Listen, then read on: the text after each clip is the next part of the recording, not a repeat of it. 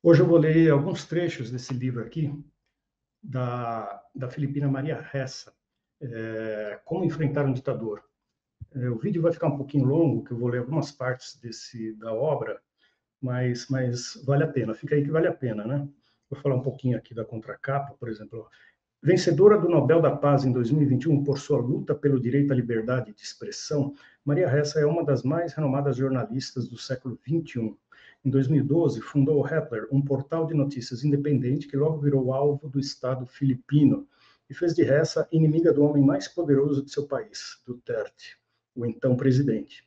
Mas ele não é o seu único adversário. Nessas memórias, Maria Ressa compartilha sua trajetória contra a opressão e a censura e tenta mapear o fenômeno da desinformação que assola o mundo todo. Da invasão do Capitólio dos Estados Unidos ao Brexit da Grã-Bretanha, passando pela influência do Facebook nas eleições. Ressa revela como grandes empresas de comunicação incentivaram mentiras e disseminaram um vírus de ódio que infecta toda a sociedade em uma pandemia de raiva e medo. Então, vou começar aqui. Página 18. Esse livro é minha tentativa de mostrar que a ausência do Estado de Direito no mundo virtual é devastadora. Vivemos em apenas uma realidade e a degradação global das instituições que primam pela lei é resultado da falta de uma concepção democrática para a internet no século XXI. A impunidade online naturalmente levou à impunidade offline, destruindo os freios e contrapesos existentes. O que testemunhei e documentei durante a década passada foi o poder da tecnologia tornar-se quase divino ao infectar cada um de nós com o vírus da mentira, lançando-nos uns contra os outros, atiçando e mesmo fundando nossos medos, nossa raiva e nosso ódio, apressando ao mesmo tempo a ascensão de ditadores e governantes autoritários em todo o mundo. Comecei a chamar esse processo de morte da democracia. As próprias plataformas que divulgam as notícias que nos são necessárias são enviesadas em relação aos fatos. Já em 2018, estudos mostravam que as mentiras entremeadas de ódio e raiva se difundem muito mais rápido e muito mais além do que os fatos. Sem fatos não há como ter a verdade. Sem a verdade não há como ter confiança. Sem fatos, sem verdade e sem confiança, não temos nenhuma realidade em comum. E a democracia, na forma como a conhecemos, deixa de existir, assim como todos os empreendimentos humanos mais significativos. Devemos agir rápido antes que isso aconteça. É o que propõe neste livro, um exame dos valores e princípios não só do jornalismo e da tecnologia, mas também da ação coletiva de que precisamos para vencer essa batalha pelos fatos. Agora eu dou um salto aqui para a página 91. Quando Suharto deixou o poder em 1998, 1.400 pessoas tinham sido mortas em tumultos em Jacarta. E após sua renúncia, a violência apenas aumentou, aparentemente escapando ao controle dos militares. O alvo, como nos anos 1960, eram os chineses, porque a crise financeira asiática havia desencadeado uma luta encarniçada pela sobrevivência e institucionalizado a difusão do racismo. Em Jacarta e em outras partes do país, a violência de massas se tornou a norma. Rivalidades entre vizinhos se converteram em guerra urbana. Homens com machadinhas se esquartejando nas ruas de Jacarta. Presenciei cenas de decapitações e assassinatos absurdos que me fizeram entender como a opressão de Suharto tinha funcionado à maneira de uma panela de pressão, como o acobertamento da violência havia levado apenas a mais violência. E olha isso aqui. No final de semana, vi 8 pessoas serem decapitadas por grupos turbulentos e festivos de homens com faixas coloridas na cabeça, indicando sua origem étnica. Num determinado momento, fui a um campo onde havia uma turma de meninos jogando futebol. Pareciam se divertir imensamente. Então percebi que a bola que estavam chutando era a cabeça de um velho. Então vamos tomar muito cuidado para não perder a cabeça, né? Para não virar uma bola de futebol. Vamos lá, agora a página 159. Já em 2015, havia relatos de fazendas de contas que criavam contas falsas nas mídias sociais, contas verificadas por telefone, partindo das Filipinas. Isso depois se tornou um fenômeno global. Nesse mesmo ano, um relatório mostrou que a maioria dos likes na conta de Donald Trump no Facebook vinha de fora dos Estados Unidos e que 1 em cada 27 seguidores de Trump online era das Filipinas. Quando a economia dos influenciadores digitais decolou, algumas empresas obscuras que vendiam likes e seguidores do Twitter tinham sede nas Filipinas. Nessa altura, o marketing político havia evoluído para desinformação em rede. Quando os políticos filipinos começaram a fazer experiências com as mídias sociais, muitos terceirizaram suas operações para estrategistas de marketing e relações públicas, que arregimentavam toda uma gama de contas de conteúdo e distribuição, desde influenciadores digitais até operadores de contas falsas.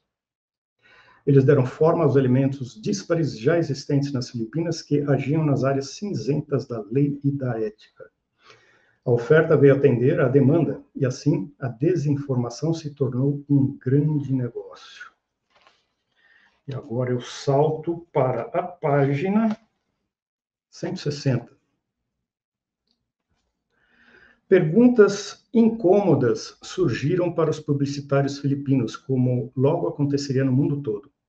Quantos deles prestavam serviços freelancer nessa área cinzenta?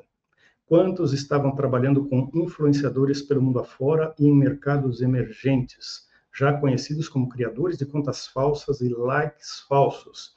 De que modo eles estavam definindo a linha divisória entre a influência e a fraude ao trabalhar com clientes multinacionais?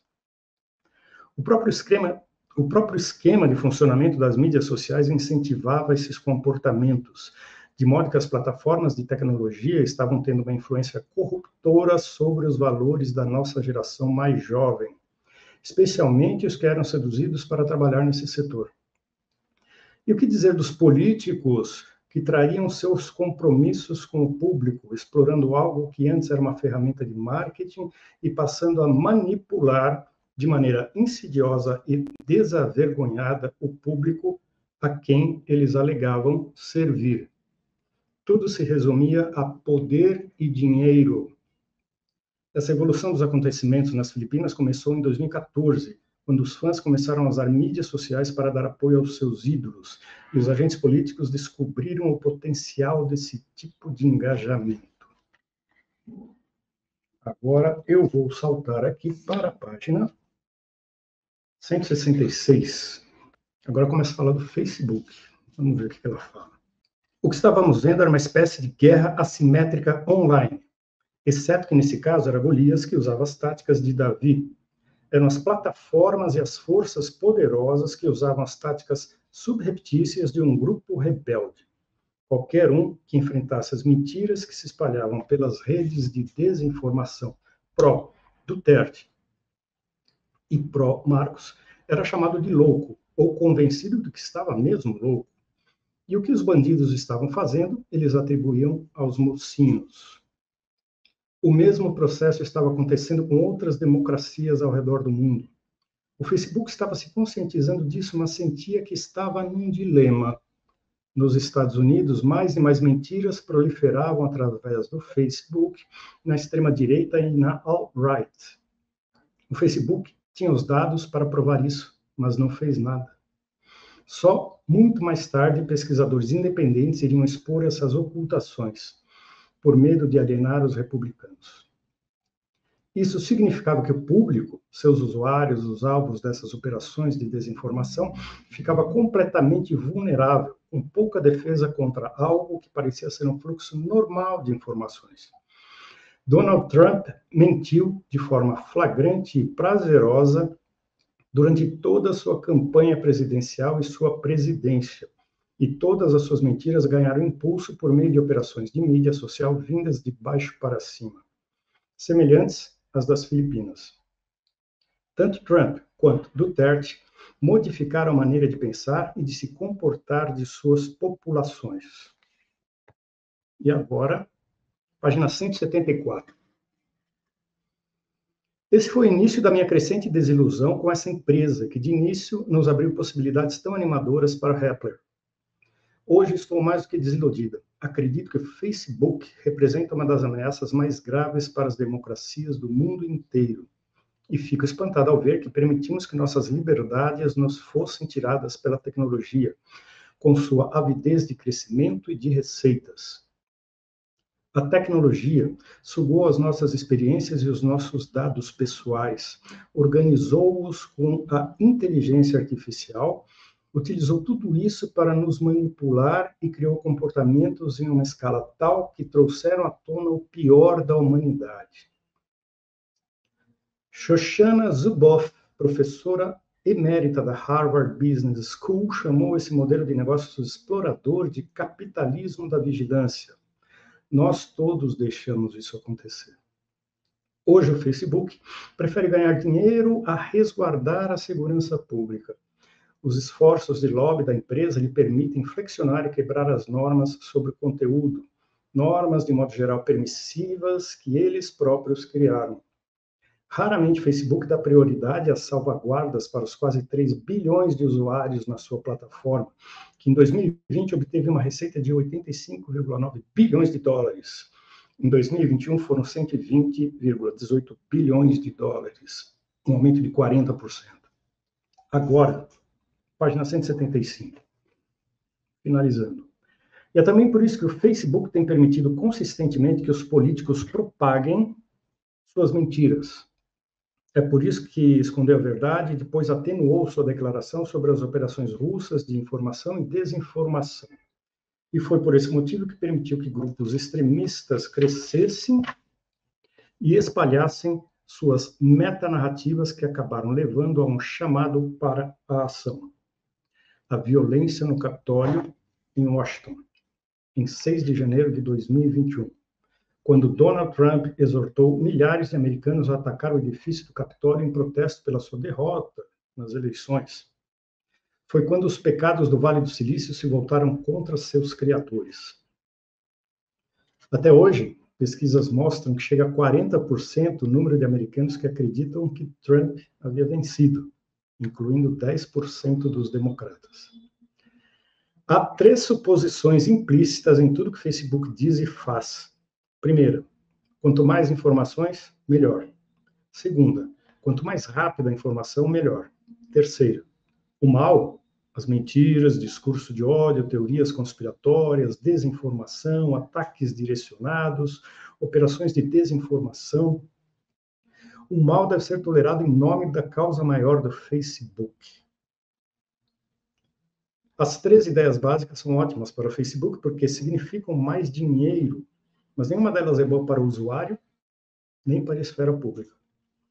Os perigos do mais e do mais rápido nos levaram à distopia, à asfixia da nossa mente pelo lixo, à perda da clareza de pensamento e à falta de concentração. E ainda, o empoderamento do indivíduo sobrepujando o pensamento coletivo. Há uma razão pela qual executivos e líderes que precisam tomar decisões complexas pedem para ler um resumo da situação. A abundância de informações atomizadas geralmente não leva a lugar nenhum. Pior ainda, quando sobrecarregadas de emoções, tornam-se uma mangueira de incêndio que destrói a tomada de decisões racionais. Então é isso, minha gente.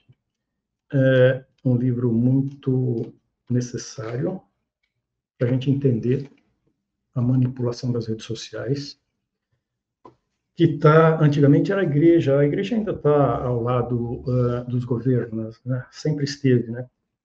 As igrejas, as religiões, as seitas, e agora juntou os seus governos também às redes sociais, né? Porque elas podem